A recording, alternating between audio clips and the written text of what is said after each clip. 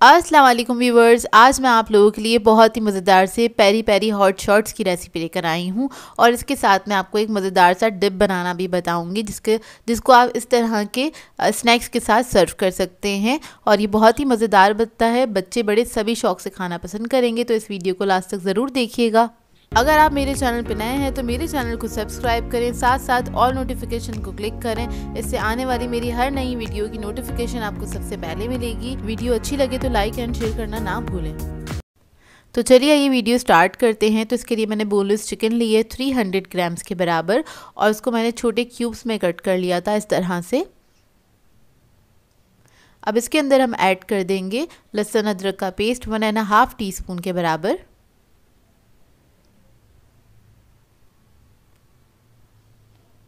फिर मैं इसके अंदर ऐड करूँगी नमक 1 टीस्पून,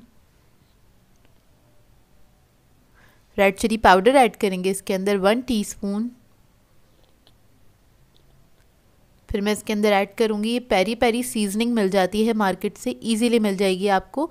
1.5 टेबलस्पून के बराबर मैं ऐड कर दूँगी इसके अंदर। इसका बहुत ही अच्छा फ्लेवर होता है, हर सुपर स्टोर पे अवेलेबल है तो आपको इजीली मिल जाएगी। तो ये ऐड कर देंगे। उसके बाद हम ऐड करेंगे पेरी पेरी सॉस 2 टेबलस्पून के बराबर। ये भी आपको बहुत सारे ब्रांड से मिल जाता है, तो जो भी आपको अच्छा लगे आप लोग ले सकते हैं।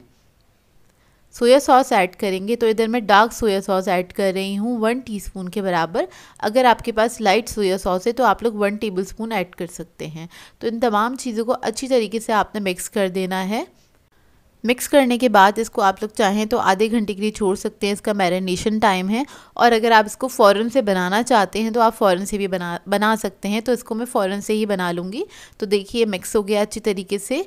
अब इसकी कोटिंग के लिए हमें चाहिए होंगे अंडे। तो इधर मैंने 2 अदद अंडे लिए हैं, उसको मैं फेंट लूँगी अच्छी तरीके से।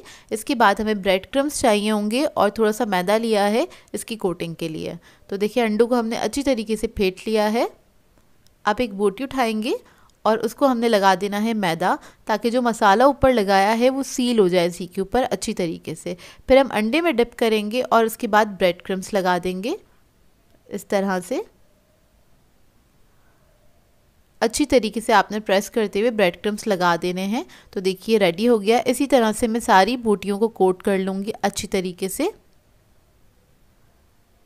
और आजकल सर्दियां हैं, सर्दियों के मौसम में इस तरह की चीज़ें बहुत अच्छी लगती हैं।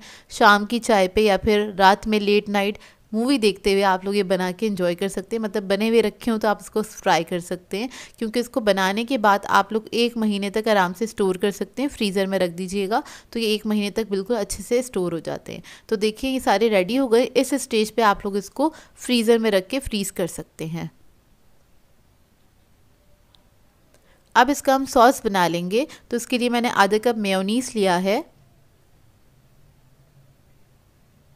इसमें ऐड कर देंगे चिली गार्लिक सॉस 4 टेबलस्पून के बराबर।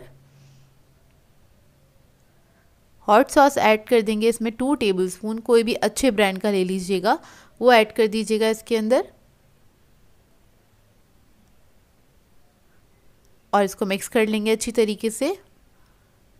ये बहुत बेसिक सा सॉस है, लेकिन इस तरह के स्नैक्स के साथ बहुत ही मज़ेदार लगता है।